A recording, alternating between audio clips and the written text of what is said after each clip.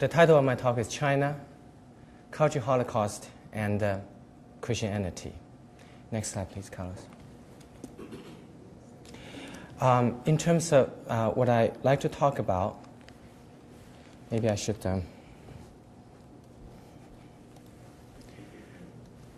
I will speak briefly about China and describe the cultural holocaust that Jerry mentioned already, and the status of Christianity in China. And I'd like to tell you how did I become a Christian, and also 2 lessons that I've learned in life through being a Christian. One is God does have a plan for each of us, even though the plan may not be apparent to us at the time. And the last lesson I'd like to share with you is God has created this world is without contradiction. It may appear to be contradictory to us because we don't know better. So its challenge to all of us is keep faith, work hard, do our part, and always firmly believe that He will reveal Himself to us, and if we truly believe in Him. Next slide, please. China. China is a country about 5,000 years of history. This reminds me of when Y2K came. Everybody got very, nervous. The world is going to come to an end and everything's going to crash. And I saw this cartoon on New York Times, where on one hand, everybody in America is jumping up and down, very nervous. Y2K, computer's going to crash, world is coming to an end. On the left side, 2 ancient Chinese men sitting under pagoda drinking tea. And the one guy said, "What's the big deal over there?" And underneath said, "Year 4686." China is the size of United States and 1.4 billion people. And they have done computer composite. If you take people from around the world and decide the feature, how the person looked like based on percentage population, for some reason, that person of mankind face look like Chinese. China, the main philosophy and culture is based on family value, balance, and harmony.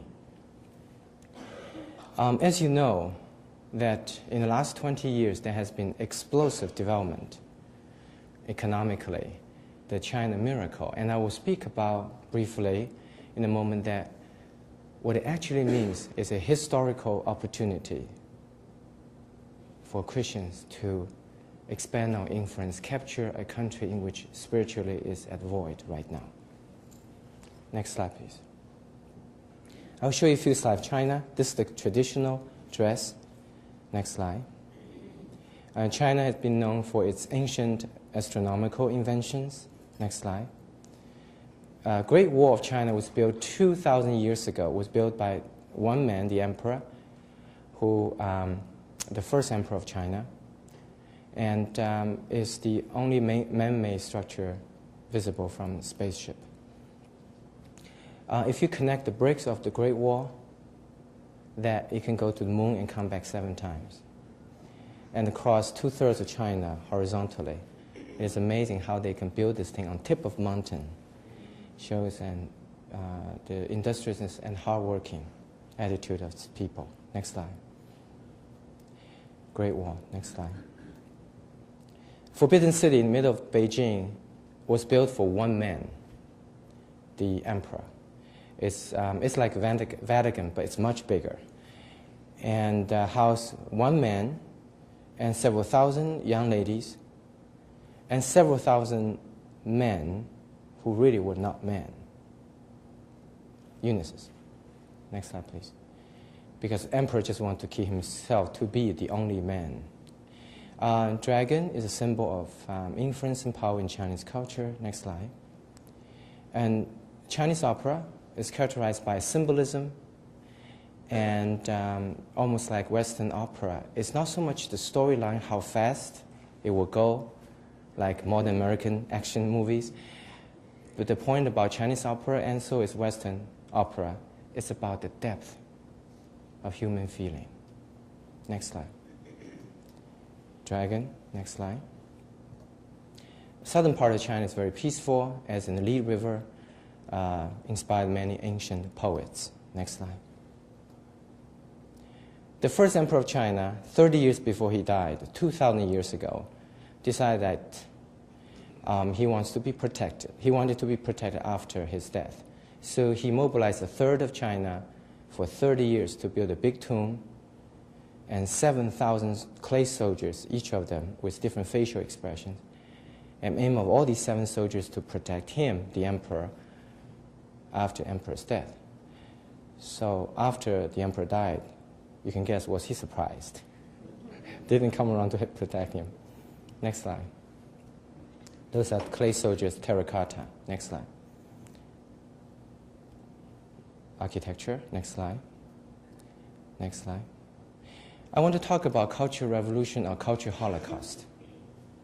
It is unfathomable for us in the West to understand something like that could happen, just as we had difficulty to understand genocide, Hitler, many things that beyond normal human comprehension.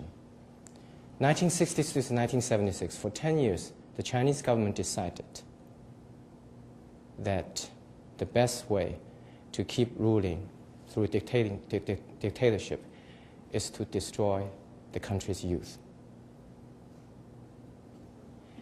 For 10 years, the Chinese government initiated a policy to condemn every single high school, junior high school graduate to a remote part of the country, deport them, and condemn them to a life of poverty.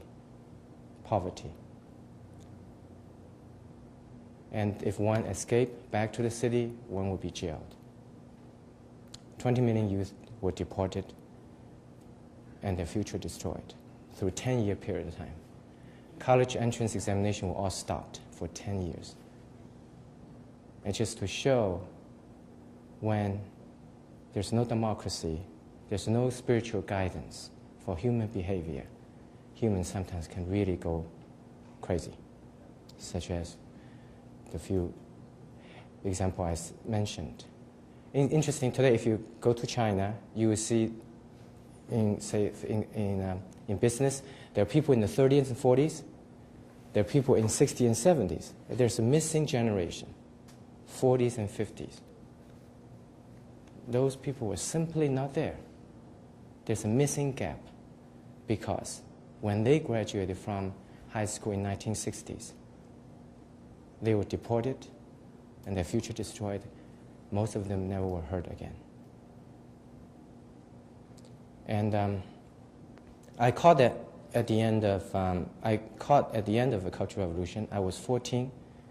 I was a straight student, and the Chinese government told me and the rest of the junior high school graduate that you will be deported.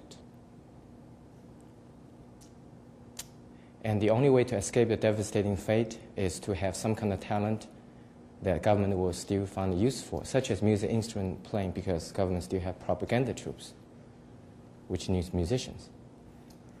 I tried, so that's why I picked up the Chinese violin. Now it's a hobby, but my most recent ventures with Dolly Parton playing that, and she sang a song. CD came out already. It's beautiful, East and West combination. It's a hobby now, but then it was for survival. Next slide, please, Carlos. This is a Chinese violin, 2-string instrument with a bow sitting between 2 strings. It's amazing how simple the instrument is because this bow can only produce hitting 1 string at any one time.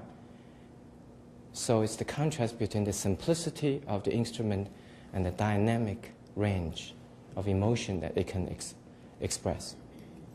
You'll hear an example of it at the end. We'll play a couple of pieces for you. So then I picked up the instrument was to survive.